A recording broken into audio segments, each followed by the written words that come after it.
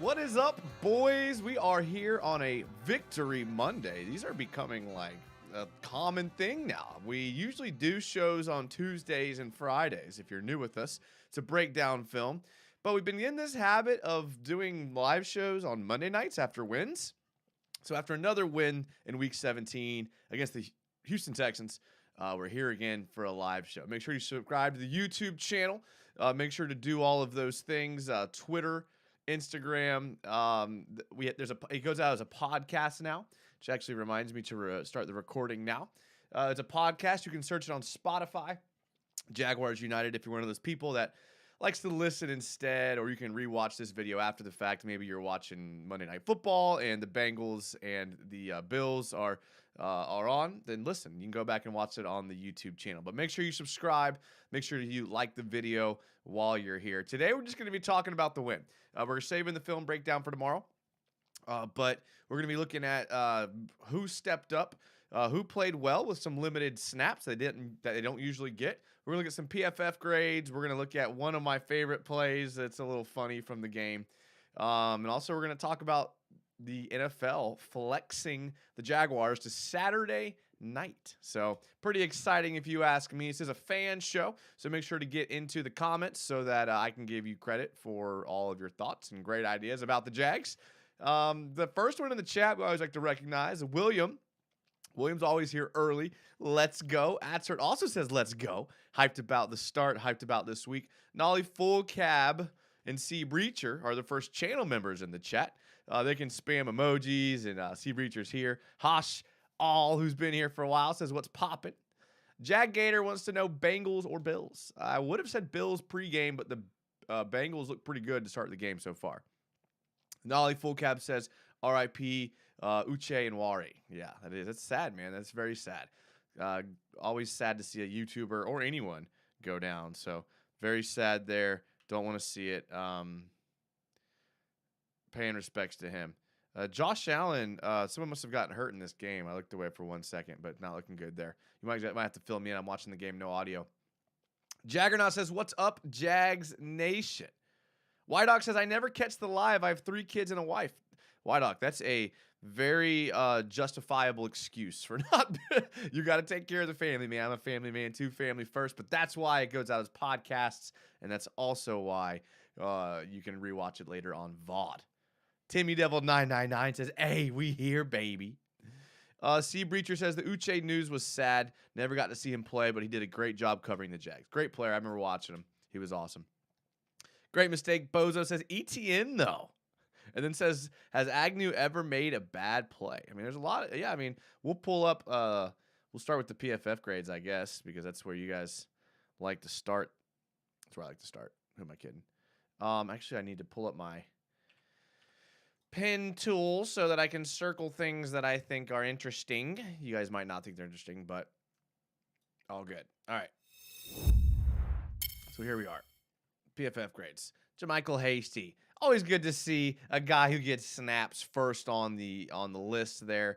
He doesn't get a ton of snaps typically. Was able to get him this game, so that's exciting to see. The second person, Travis Etienne with a 72.5 grade. Not bad.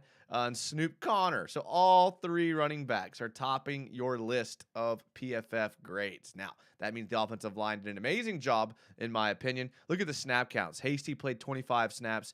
Etienne, 24 snaps. Snoop Connor, 11 snaps. So good job by the Jags coaching staff, kind of rotating people in, doing that the right way. I thought that was a good job there. We get down into some offensive linemen like Brandon Sheriff, who graded 71.7. Marvin Jones Jr., who I thought had one of his best games as a Jaguar, 67.6.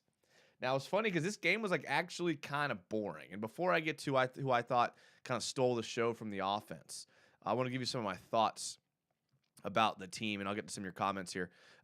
Definitely interesting playing against the 2-quarterback system. Right. I've always been someone that thought it could work if done correctly. I've always thought that if I were an NFL coach, I would definitely utilize more than one quarterback, kind of like the way the Saints have done with Taysom Hill.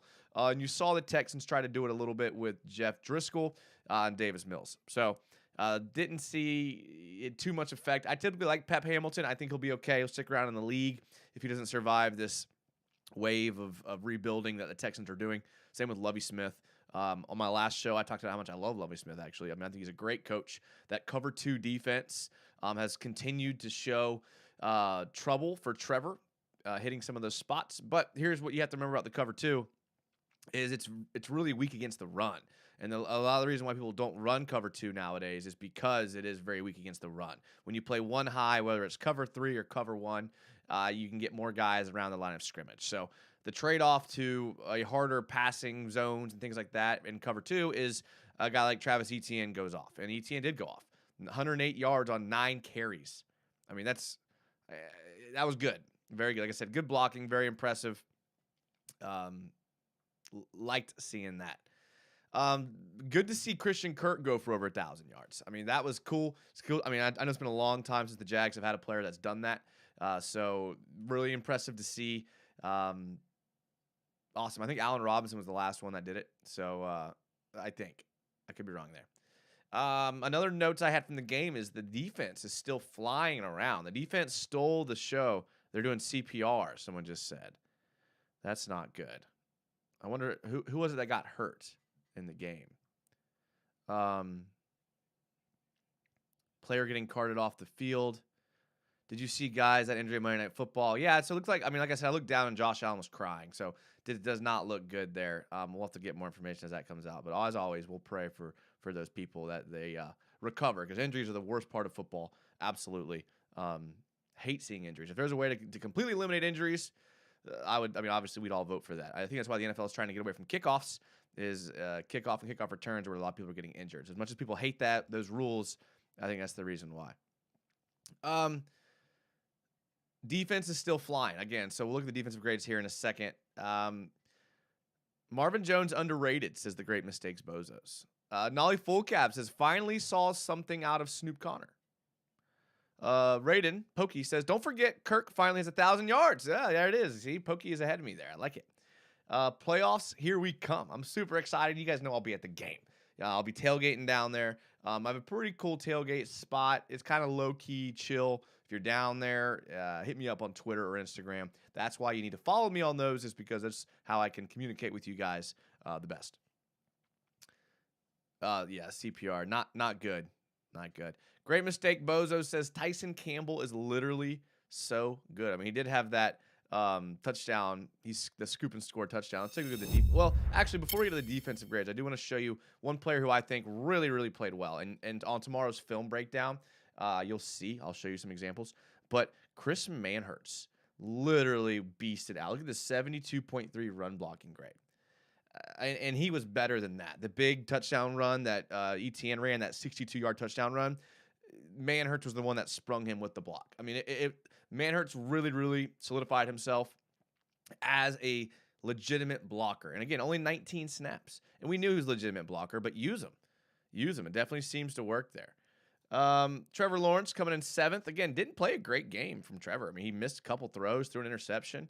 Again, that cover 2 is harder to pass against now. But you also can have Etienne tear you up for 100 yards. Almost a quarter. Nice job there. 25 passing plays, so not a lot of opportunities there. Walker Little, surprise is great. I mean, 63.2 is not amazingly high. He did give up a pretty bad sack on a spin move from a Kronkwu, who's a guy that we mentioned in the preview show, a guy to watch out for. We kind of identified that matchup between Walker Little and a Kronkwu as the one that we want to watch, because Walker Little is going to see better pass moves in the future. He's going to see it against other teams. If we look in the first rounds, playing a team like the Ravens or the Dolphins or whoever it may be in the first round, we're going to see some good pass rushers there. Am I the only one, this is from Jaggator, who felt Trevor looked a little like old Trevor this game? Not terrible, but it wasn't all that great. So he had some throws that were pretty impressive. He had some throws that were literally hit dudes in the helmet. And like Marvin Jones had several catches out of self-defense. Like Marvin Jones literally had to catch the ball to save his life because they were just coming at him. So it was great. It was awesome. Timmy says a really bad game in the air for Trevor. Balls sailing are too high. Thank goodness the run game went off. I mean, I don't think it was that bad, Timmy. I want to take a look at something here. Let's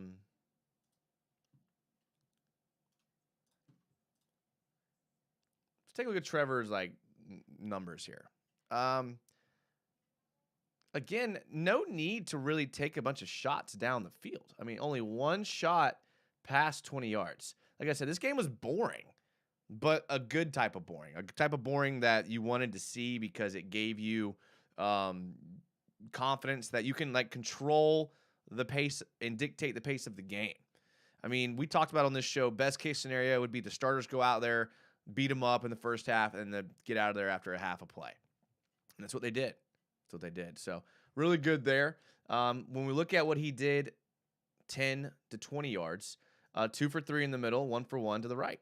So 3 for 4 over 10 yards. We take a look at what he did from 0 to 10, 1 and 1, 7 and 7, 4 and 5. So, I mean, that's pretty good right there. Pretty good. Behind the line, not bad there. So, again, the throws looked bad. He only threw 25 times. The throws looked bad, but when you actually break down to how he actually did, he wasn't really that bad. I mean, he had the one miss in the middle, he had the second miss in the middle, and then the one miss out to the right. And that's the ones that we all remember, but those were his only misses of the game. I mean, he was very efficient throwing. I mean, this is what you want right here, 7 for 7 in the middle of the field. And again, this is what's opening. You can see where he went. And see, in a cover 2, you have a safety for the Bills who's hurt. Cover 2, right? You have middle of the field here. You have linebackers here, corners here, and then you have your D linemen here. So when you're passing, right, it's going to be where he hit him there. I mean, this was what the pace of the game dictates, and they did it. That's what I'm saying. It was encouraging. A couple more thoughts from the game before we move on to kind of playoffs and other things like that, because we're celebrating. Jalen Petrie, another guy we talked about in our pregame show. That man's going to be a problem now, and that's secondary. Another thing that you guys are talking about in the chat, as you're kind of talking about how Trevor wasn't his best, which is fair. But I think that Houston secondary is very good. Jalen Petrie's a good player. I mean, he's going to be a problem for the AFC South going forward. He's a rookie playing really, really well. Derek Stingley didn't play in this game. Damar Hamlin is the player hurt. Yep. So say a quick prayer for Damar Hamlin. Shout out to him and his family. Hope everything's okay, man. The team, Derek Stingley had a pick. He was the one that intercepted that ball in the end zone in the first Texans game where Trevor threw it right to him, and it was just not good. So that Texans secondary is, I'm telling you, better than people are giving credit for. Etienne looked good. Manhurts looked good. Tyson Campbell looked good. You guys, I mentioned that in the chat already. The interception, and here's another one. Here's another thing to think about. That interception that he threw, and they're going to call it right here in the middle of the field deep, which it felt like it was more about right here, but whatever. The thing about this throw here is you could see when they cut to Trevor Lawrence after the play, he was frustrated with Zay Jones and asking him why did you stop? So it seemed like Zay Jones didn't run the right route, and Trevor threw it where he was supposed to be. So whose fault is that? We don't know. But yeah, there's the pick right there. Last thing. Okay, I already talked about Walker Little giving up the sack to Okonkwo. So those were my notes for the game. Again, boring, but glad that we won. Glad we were able to handle business. Another good thing that I guess gets an honorable mention is guys, I like to be honest with you guys, and I was kind of tough on Gregory Jr., talking about his lack of playing time, talking about how he's not seeing the field, how it was a wasted draft pick. But 6 tackles, 5 solo tackles. So got to give credit to Gregory Jr. because I gave him some heat. Last couple weeks talking about how when we had depth issues at corner, we were looking at undrafted guys. We were pushing and putting in undrafted guys to play corner when we drafted a Gregory Jr. in I think it was the 6th round. So good to see him kind of get on the stat sheet there. Definitely excited about that. Rip former Jags guard Uche Nwari. Yeah, I know. Shout out. Seabridge says, how do you even go back to playing football after your teammates getting CPR? That's really tough. That's really tough. And ESPN's showing now all of the Bills praying on the field. That's a good thing right there. Love to see it. Prayers for Hamlin. Yep. DJM says Jason Son. Yep. Let's take a look at the playoff picture. And I want to give credit to the right people here. So this was on Jaguars Reddit. This was by a guy named Clown Jag. And he kind of lays out the playoff picture for the Jaguars going forward. Okay, so you have the Jags have to win or tie versus the Titans. So I didn't even realize that a tie actually wins them the division. And I know it's like, no, we need to go out there and win. We do need to go out there and win. But like if you're in overtime and it comes down between you pushing the ball down the field or running the clock out, a tie wins you the division. So that's kind of a big deal. I'm sure the coaches know that. It's important to know. So let's say they do lose to the Titans. What has to happen? Okay, so we already got the Patriots win over Miami, and we got the Seahawks win over the Jets. So we needed that last week. It happened. So what we need this week to secure the wild card is we need the Jets to win against Miami, which is going to be a tall task for the Jets, but I have a lot of doubts about Miami, so that could happen. Buffalo winning over New England. That could definitely happen. And then we need Pittsburgh to lose. So I don't know who Pittsburgh's playing, but that is that's what you need right there.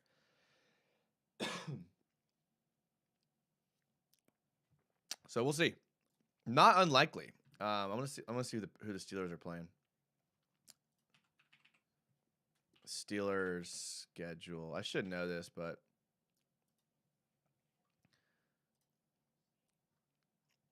so the Browns. Oof, that's going to be in at home. So beating the Ravens yesterday we needed the Ravens to win that game, didn't we? Pitt plays Cleveland week 18, yeah. All right. Well, that's it, boys. Look, it's doable. I think it's definitely doable. Thought the offense played great. Thought everyone here was probably happy to see the Jags handle them the way that they did. William says, did y'all see that we signed Taco Charlton to the practice squad? Anything behind that? Yeah, it was interesting. I was a big Taco Charlton fan coming out of college. He was a pretty high recruit. I told you guys I used to follow high school recruiting like a lot when I was younger. And I remember Taco Charlton being a pretty high recruit here. Interesting question though on what he can offer. Maybe we'll look up his stats a little bit better now. But moving on to week 18. It looks, Vrabel said Josh Dobbs is going to be the starter. It's Saturday night. The game is getting suspended. Hey, well, again, prayers out for them. You never want to see that happen.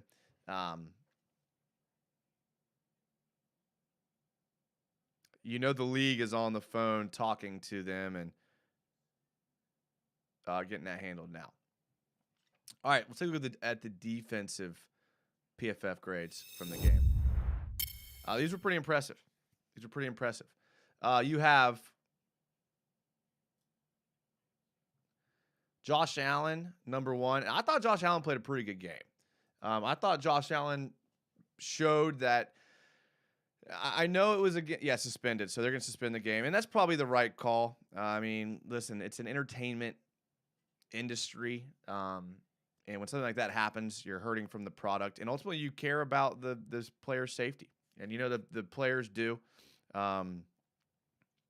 Really, really hope that everything's okay there. All right. Look at this coverage grade from Josh Allen at 86.5. We talked about how we didn't want Josh Allen in coverage, but he's doing pretty good in coverage there. 9 total tackles, 1 sack, 3 hits, and 5 hurries. That's a pretty good stat line there for Josh Allen. Now, I know the Texans' O-line isn't as good as they've been in the past, but they do have a Pro Bowler at left tackle. So, you have a Pro Bowl left tackle. He's going to get snaps against him. Arden Key, playing the other side, played well too.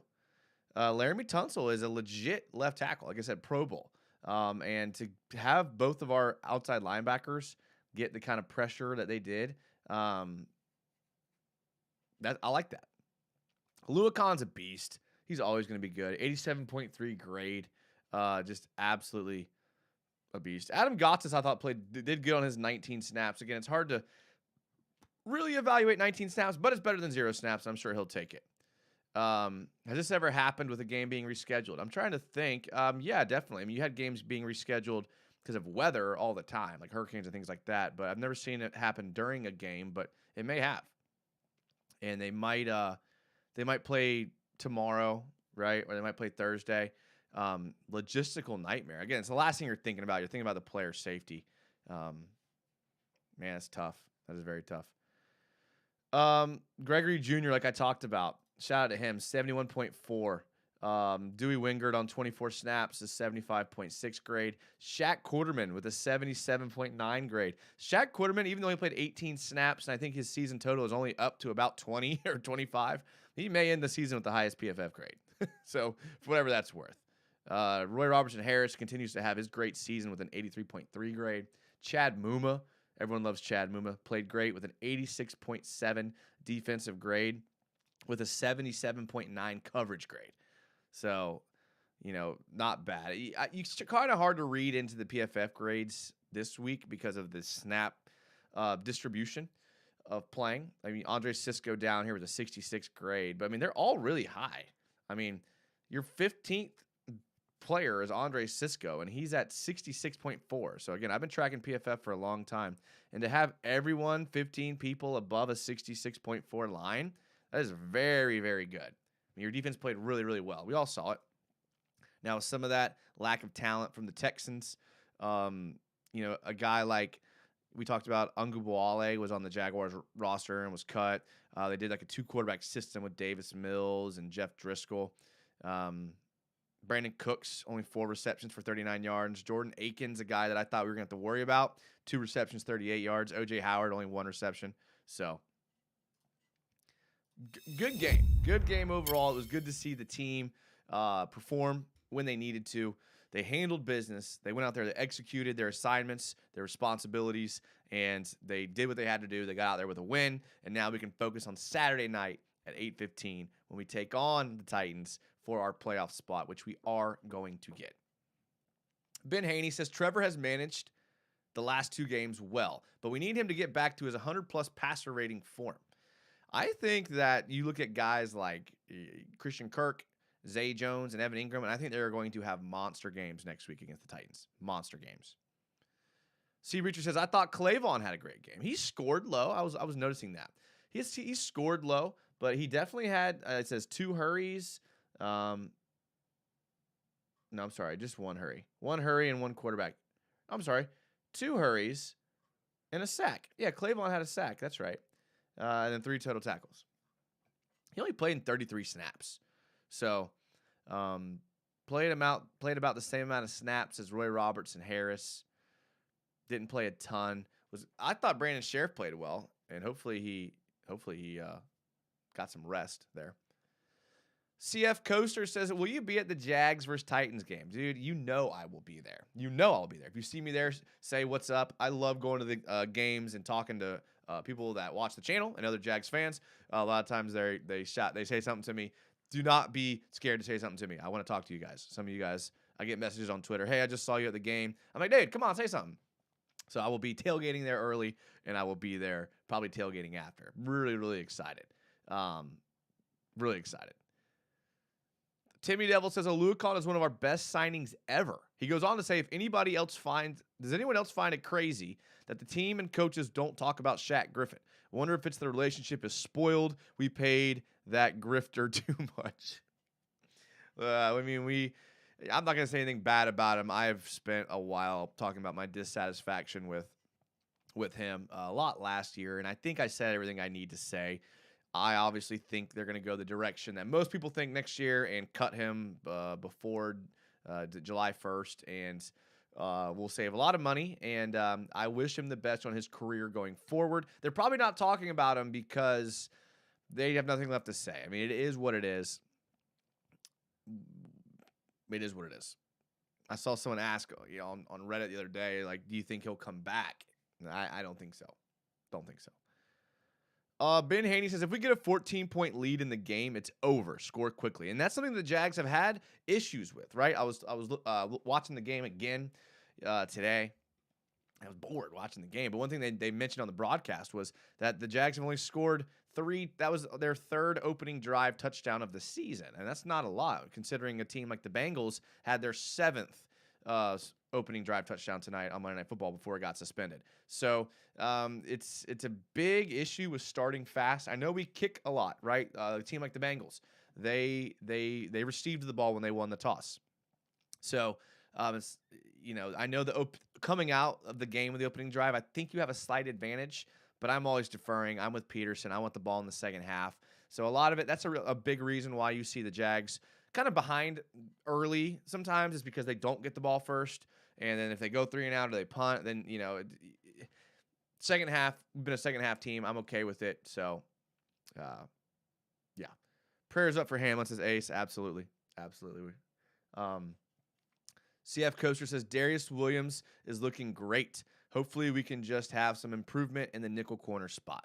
Yeah, and I thought if we look at the grade, I thought Trey Herndon has been playing well. He really has. And he's been playing that corner. He tackled well in the game. He had a great tackle, an open field tackle. He had so a 77.5 coverage grade, an 81.3 tackling grade. Yeah, so I think Herndon's been stepping up. Now, do we need to probably draft or sign some depth for next year? Probably, but definitely been decent there for sure. But yeah, man, we'll see. We'll see. I'd love to think what you guys. I mean, we're gonna talk about this to death on the next all this week. Talking about the Titans, but this Texans game, it was nice that we won it. It was nice we took care of business, but we did what we had to do. We got out of there with no injuries, and it was good to see. It really was. Mally's dad brings up a good point here. He says we'll probably see more of Dewey this week on defense, right? So if we take a look at, let's see if we can find what week was it the Titans game? Was it 14? Okay, so this was week 14's PFF grades, right? And I think this is important because I know we had some injuries, but we can take a look at how the Jags distributed their snap counts, and I think that'll give us a good indication of what we're going to see against the Titans this time around, right? So we see in this game, now remember, Muma was hurt, I believe, in this game. And you have Tyson Campbell. That's huge. I don't know why it changes. Whoever designed this app, Epic Pen, please tell me why the pen size changes. Tyson Campbell, Devin Lloyd, Aluakon, and Rayshon Jenkins played every snap. Okay, and again, this is your linebackers and your corner. This is your best players right here playing right now. Darius Williams only took 4 snaps off. Dewey Wingard 59 snaps. And again, I think Cisco was hurt this game too. So Cisco was hurt. And Wingard played 59, but he played pretty well. 70 grade, 1 total tackle, 1 hit. Josh Allen played in 48 snaps, which is kind of surprising. Like, I don't know, I can't remember if he got hurt or what, but only 48 snaps. So that's not as many as I thought would be from Josh Allen there. 67.2 grade. This might have been the game that Smoot was. Yeah, this was the game that Smoot was playing pretty well. He had 2 hurries, so we're not going to have Smoot. So someone's going to have to make up for these 37 snaps that Dwan Smoot gave us. Trevon Walker only played in 34 snaps. Arden Key only 33. So I think between Arden Key, Trevon Walker, Hamilton, Fatu Kasi, you'll see some of these guys make up for some of those snaps from Smoot. Maybe Gotsis, who played in only 22 snaps. Maybe he sees an increase of snaps there. Hopefully Arden Key and Walker just kind of see 10 more each. That's what I like to see. Because I think they've been playing well. But you're right. Maybe they do change their alignment in that game. And we watch the film on Friday. We'll get kind of more into what we think the snap counts will be and how it'll work, because we'll go back and watch the film from the first time. DJM says, I had Trevor on my fantasy. I had Kirk on my fantasy, and I was in the championship. So fortunately, my league has another week. This was the team y'all drafted for me. So I'm down by like 30. It's a 2-week championship. So we need a win here, boys. We need a win here. We need a big win this week. CF Coaster says, I like Herndon. Hopefully he can be our guy for the job. Herndon is an interesting case study for me, because remember guys like Rayshon Jenkins and Roy Robertson Harris and even Dwan Smoot, Devon Hamilton to a certain extent that we brought in last year, or were getting more playing time last year. but they weren't really playing that well or maybe up to their contract. Then the second we change coaches, these guys start balling out. Maybe we're seeing a little bit of that with Trey Herndon. Maybe we're seeing with the Mike Caldwell system because we saw a lot more exotic blitz schemes again this week. This is 3 weeks in a row. I'm so glad to see Mike Caldwell get out of that vanilla bend but don't break type defense that we were doing for a while. Getting more risky, taking chances, blitzing from random places. We're seeing more guys, like I said, Roy Robertson-Harris, Rayshon Jenkins, Trey Herndon step up. So I really like how Herndon has been playing at the line of scrimmage. Now, Timmy Devil says that Herndon is slow and upgrade him and Dewey. I mean, Dewey's a backup safety and Herndon's a nickel corner. So, yeah, upgrade him. Dewey's actually probably pretty good on special teams, honestly. They'd probably like to keep him around for special teams. I don't know, man. Herndon's good. I mean, he's physical. Real physical corner. He's been playing a lot better this year. Herndon does well against speedy receivers in the slot. That's fair. Yeah, that's fair. Those underneath crossing routes are really hard to cover for anybody. I mean, you have to have a guy like Campbell to even keep up because we see guys like Darius Williams has issues in the slot covering speedy guys. It's hard. It's hard to do. The game is made for those guys. So I'm hesitant to get on to Herndon too bad. Like, how much do you spend going to upgrade nickel corner? Like, that's we spent on Darius Williams $10 million. So maybe that's what they've evaluated there. I'm not sure. I mean, that's one thing we don't have to worry about, and that's when Mally's dad brought up seeing Wingard more this week. I think the reason why is because you're going to see the Titans more with this heavy personnel. Maybe we can look at. I mean, we'll get more to the Titans later, but we'll look at what the Titans did and kind of their thing. As far as snap counts, DJM says, "Are you more confident in our defense stopping Dobbs or Willis?" I think Dobbs is better. And I think are more confident in our defense stopping Willis because I don't think Willis can throw to a level that he thinks he should or should be at. Dobbs can throw. I'm excited that our defense isn't having to play a full strength Titans team.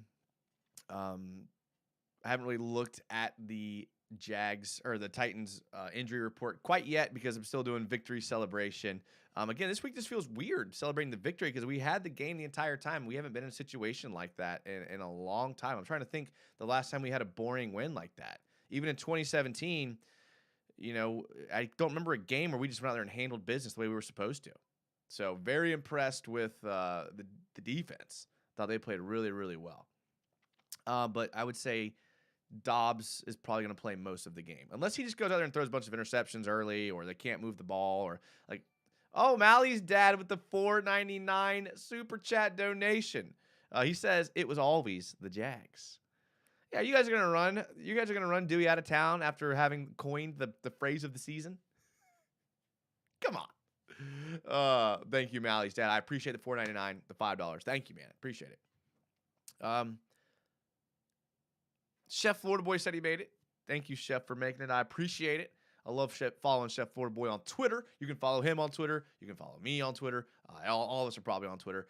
If you don't have a Twitter, make one up, and it's fun. I mean, my whole feed is Jags stuff. Okay, so however you feel about Twitter, I don't care. If you want to just have constant Jags content, it's a great place to be. Caleb Teets, forgive me if I said that wrong, Caleb, says, do you think Clavon had a one-game wonder, or could he step up and take some snaps this week? I think Clavon's been playing better actually these last couple weeks. Now, as we saw in 2017, what's good for the goose is good for the gander, right? If the whole defense is playing well, if the whole defense is flying around, you can do things like Clavon, you can play above your levels that you've been playing at. And I think we're seeing that with everyone on the defense right now. The only player who we're not seeing take the massive improvement in there, what we thought, is Josh Allen, and I think Josh Allen's playing well, especially recently. So I think you're just seeing the benefit of a defense playing together. I mean, it's a team game now, and I think you're seeing the benefits of that. So I've been rooting for Clavon. I want him to succeed. I think we all do. I don't know what happens with him at the end of the season. I really don't. I couldn't even tell you what the team's thinking about him. He's not getting a lot of snaps, so it leads me to believe he's not a guy they're going to prioritize with any type of, salary cap room. But again, I could be wrong. Ben Haney said, do we have any film on Dobbs when he was the third string quarterback here? Ben, that's challenge accepted. Let me make a little note here. Challenge accepted. All right, making a note. So for Friday's video, we'll be showing that. Yeah. Thank you, Ben. Philip Butcher made it, boy. All right, let me show you my favorite play from the week. And it's kind of a cheesy favorite play. I put it on Twitter. If you follow my Twitter, then you saw this play. And this is what I said. I said, there's absolutely no excuse for this, Trevor. I can't defend Trevor Lawrence anymore. I can't do it. Can't do it. And this type of play will get him benched real quick. Okay? So, Trevor Lawrence, I'm sorry. I know I've been your biggest fan all year, but this play was absolutely unacceptable. Unacceptable. We'll play it out, then we'll talk about it.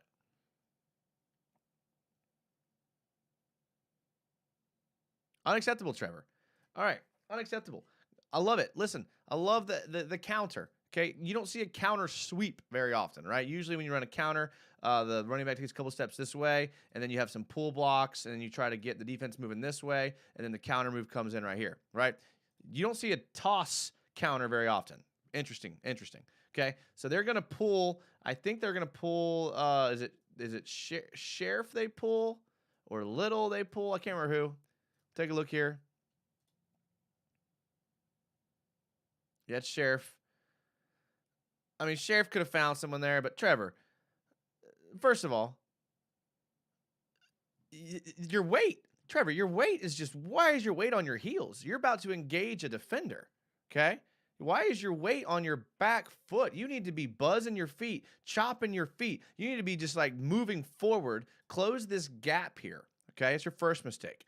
Second mistake, when you engage a blocker, you cannot let him into your body like this. You have got to have a violent punch right here, okay? Violent punch. Get him at least having to move backwards, right? So you want at least to have him moving lateral. You can't let him push you backwards like this, Trevor, all right? Push backwards, disengages the block, re-engages the block, and pushes him out of bounds.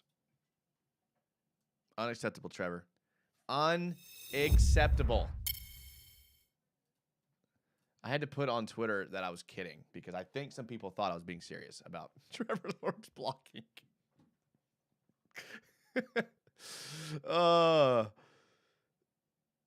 Chef Waterboy says, I can't believe I have tickets to this game. I'm so happy. Chef, I'll be there too, my boy. So if you see me, give me a shout out.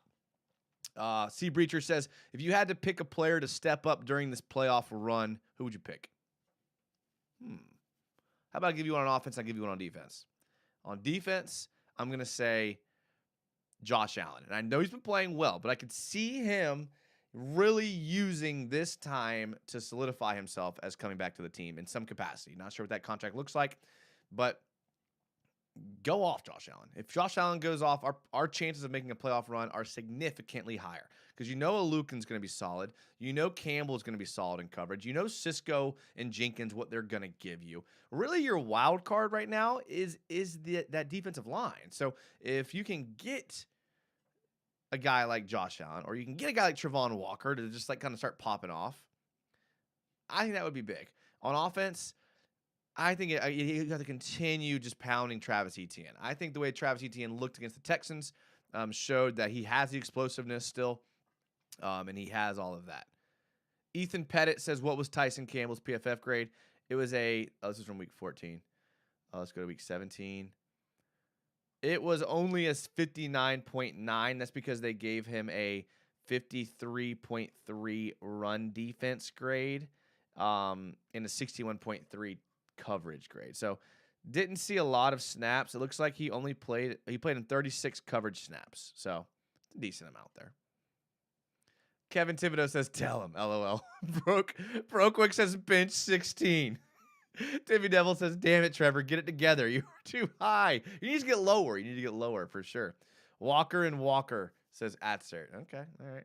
I don't know how to feel about this W. Are we that good? We shut them out, and the Cowboys and Chiefs had a close game with them. It definitely looked like the Texans weren't trying to win as much as they could have. Again, it's hard for players to tank. I don't think players have the ability to tank. I think coaches and GMs can.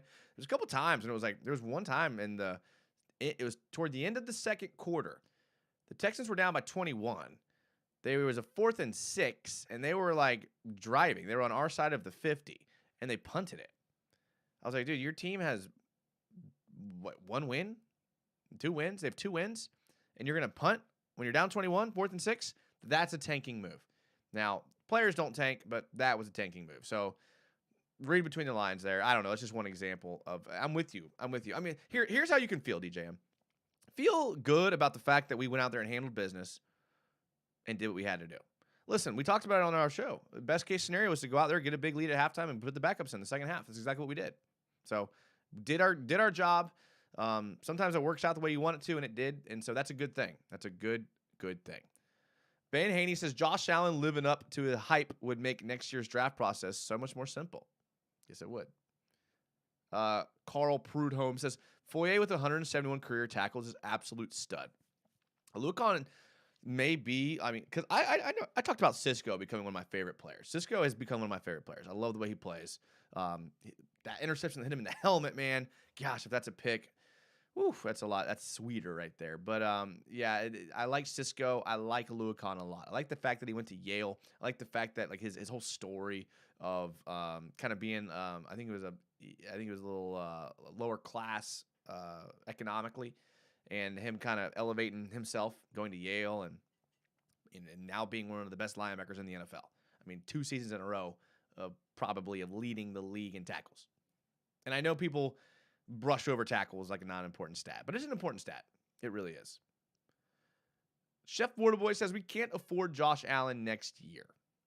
I'm not sure how it works. I don't know if we have the team option on him next year or not. If we have leftover money from some of these cuts, we could franchise tag him, worst case scenario. Robert Atzert, 4 fourth down tries knowing they wouldn't get 1. Low ball, this is from Timmy Devil. He says low ball Josh Allen. No way he gets a contract higher than $8 million. He's so young, man. He's so young. I could see him getting a $10 to $12 million contract. Maybe 3 years. Maybe 3 years, 36. Something like that. 4 years, 40. Something like that. I don't know. Foyer's a beast, says the great mistake, bozos. Ben Haney says, not going to lie, kind of disappointed Trevor is going to fall short of 30 passing touchdowns this season. Was thinking he had a shot to close the gap on that than the last 2 games, but he has 0 touchdowns since the Dallas game. To be fair, they are running the ball a lot more effectively with Hasty and Etienne. So that is going to eat into the stats. They're doing a good job of throwing the ball. They're just getting the ball to the 1 yard line because they're doing what a good offense does, and they're pushing the ball continually down the field. And they're getting the ball in a good situation where you can run the ball in, low risk, especially because we've seen Trevor turn the ball over in the red zone. So if you're a coach and you're seeing, 2nd, 3rd, and goal, and you're on we saw that. I mean, Hasty had a touchdown.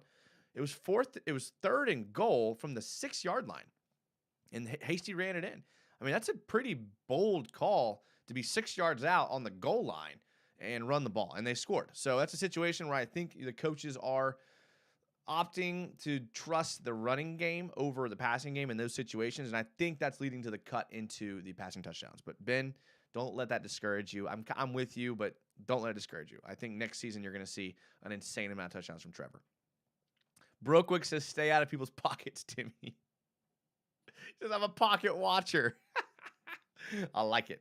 Hey, I get it. I mean, listen, and to defend Timmy, it's not Timmy's money. But Timmy is a fan of a team that can only spend so much money on players. Like, there's a hard salary cap. If this were baseball or basketball, then by all means, spend your own money. But there is a cap you have to stay within.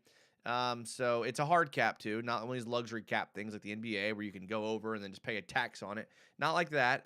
So I get it. You have to be fiscally responsible in this league, and that's why it's the greatest game in America. Kind of behind on the comments. I'll try to catch up. Mally's dad says Trevor is going to hit 30. We are headed to the playoffs. Oh, good point. We are. Absolutely. I think this is a week where Trevor throws like 3 or 4 touchdowns.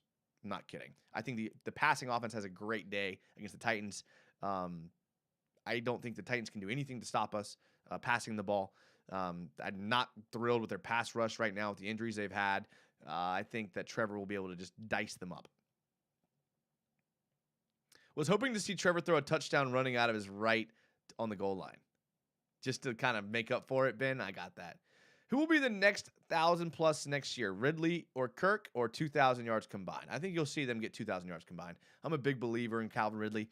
I think I'm saving his film breakdown for the offseason just because I didn't really have time to do it right. I kind of started looking through some clips and started pulling some clips. Didn't really have time to do it right. And with the Jags' success, which is great, I figured I'd just save it for the offseason. So the Calvin Ridley film breakdown is going to be probably after our Super Bowl win. Can you imagine that if we won the Super Bowl this year, boys? I don't know what I would do. I might just do a 24-hour live stream, call-in show. 24-hour. I'll do a 24-hour live call-in show if we win the Super Bowl. Ethan Pettit says the Jags are 6-2 since the Calvin Ridley trade. He's an absolute game changer. I like that, Ethan. I like that. Cap is fake, says Adler. It's not. It's not fake in the NFL. It's fake in the NBA, but in the NFL, it's not. Austin Boston says, is the guy okay or did he pass away? I haven't seen it yet. I'm only going to do 5 more minutes on this show. I'm definitely going to be looking back. I don't know if anybody is watching, but the Bengals-Bills game might be canceled in a minute. Yeah. Listen, man, you guys know, I talk about it all the time. I'm a man of strong faith, and so when I see something like that, my heart just goes instantly for the family. It goes for prayers for recovery. I believe prayers work, so I'm definitely going to be praying for the guy. I love football. When I played football, I literally saw this dude on a kickoff coverage. I don't know if it was coverage or return. I was on the sidelines, but and I was in like 9th grade, so I can't really remember. But his hip got dislocated, and he was like squirming on the ground. And it was like I was like 2 feet from it, and I was like, ooh, that's not good. So I've always hated injuries. I've always hated what they can do. I work with a lot of pro athletes now. I work in athletics now, and I work with some guys that played in the 90s. 2000s that they're not right from the hits they've taken. So I get when I was younger, I loved like the boom or the hit stick or whatever, jacked up, whatever it was. But nowadays, when I see a hit like that or anything like that, I'm just like, dang. It's a tough sport though, man. It's a gladiator sport, and I think that's why it's popular. But really, just prayers for him and his family. DJM, do you think Doug's going to pull something special out of the playbook Saturday? I thought he was going to this week. I could have bet that Doug was going to put something on film. Now I know they did a run with Evan Ingram, which I thought was only the second run of his career in Jacksonville of the season. But I thought they'd put a fake punt. The Titans are. Damn sure the Titans are going to run a fake punt, an onside kick, a fake field goal, some kind of misdirection type play. I definitely think that's going to happen. And we're getting reports here. Okay, yeah, I got to check. Yeah. Robert Atcher says the Saints were in cap hell 2 years ago and somehow kept everyone and got under cap with cash re-signings. Okay, so Robert, to be fair, the Saints are not very good. And they're still not in a great cap situation. So I thought that Tom Brady and Sean Payton could pull the whole go to New Orleans thing, but every time I talk about it, people are like, the cap situation there is horrible. They have no good players and they have no cap room, and they have no draft picks. So I don't know. Maybe it's fake. I don't know. Carl Prudhomme says Chazon looked pretty disruptive. Yeah, he did. I'm rooting for Chazon. I like Chazon coming out of college. I mean, we talked about this on the last show. He was a developmental guy. He was a project developmental guy when we drafted him. Everyone knew it. Everyone knew it was going to take some time. Hopefully, it's been enough time. Hopefully. Mally's dad says, I agree. Very surprised we did not put something crazy on film against the Texans. I feel like we should have. right? I talked about it on the last show. Like, run a fake punt and make the Titans, like, now have to practice in their special teams period against the fake punt the Jags may run. Or, run some wildcat with, Christian Kirk. Like, I was surprised. But he kept it vanilla, kept it conservative. And listen, I'm okay. I trust Doug. I would have done it differently, but I trust Doug. Ashford said maybe 3 years ago. Okay. If the Jaguars pull a Philly special type play, I can say we call it the Duval Delight. Interesting you brought that up because I did notice in one of the college games on New Year's Eve, one of the teams ran the Philly special on the goal line. It didn't work, and they called it the Philly special. So I think it's called that now, and it forever will be called that now. And even if he runs it here, we might have to call it that. So maybe we need a new trick play. That's not the Philly special. But I like it. Duval Delight. It's a good name. GoPro Connor in the comments says, Josh Allen is trending up. This defense is looking sharp at the right time. Yeah, they are. I mean, we just looked at the PFF grades earlier in the show, and they are outstanding. Outstanding. I mean, we have 11 guys above 70. That's a lot. It's a lot of people above 70. And they all played too. I mean, none of them on this list I'm looking at here played under 18 snaps. So, shout out to the Jags defense. Flying around, man. Flying around. That's the best way I can put it. I think the Texans play call was definitely vanilla. Yeah, it was. Agnew can spin it as a quarterback. You know who else can spin it is Logan Cook, high school quarterback. I still can't stand the 3-man rush on defense. I think they usually try to bring 4, but obvious passing downs, it's really hard to complete a pass against 8-man dropping. We should do the flea flicker with ETN, says Delijah Gilbert. I do like the flea flicker. I haven't seen Doug run. Did they run flea flicker? I don't know. Mally's dad says Josh Allen is coming on because the line as a whole is doing better, especially in the middle. Yeah, again, the interior is doing really well. Roy Robertson Harris has been playing really well. Devon Hamilton, I thought, has been playing well in the middle. Even guys have been bringing in like Corey Peters, Fatu Kasi. He's been healthy. He's been playing better. So those guys are playing better. It's a very good point. Very good point. Trevor has one of the best one-handed catches out of wide receivers. Has the best one-handed catch. Okay, yeah. Did he have a catch, Trevor? I don't know. Arden Key's been playing good too. Another guy. All right, well, this is going to be it for the show. It's a little bit shorter show tonight. It's just a victory show. But hey, if you just got here and you're late, you can rewatch it on VOD on YouTube, or you can listen to it on the podcast on Spotify, Apple, all that stuff. Jaguars United. Make sure to follow everything. Subscribe to everything. Shout out to everyone that was in the chat. I really appreciate it. You commenters that were heavy tonight, I appreciate it, man. You guys know I love talking Jags. Big shout out to Mally's dad, who donated $5 to say it was always the Jags. So big shout out to you, Mally's dad. You know I always appreciate it. All the regulars that were in here, thank you. Sea Breacher, channel member. Nolly Full Cab was in here. Appreciate it. You guys are awesome. All the other commenters that were here, I appreciate it. I will see you guys tomorrow, actually. We're going to do another show tomorrow. More film breakdowny. So be ready for that, 9 p.m. tomorrow. And then Friday night we'll be on a show too. And possibly a surprise Thursday show. But we'll see about that. Thank you, guys. I love you guys as always. I will see you. Prayers up for the Bills player. We're going to do that and all that. So see you guys.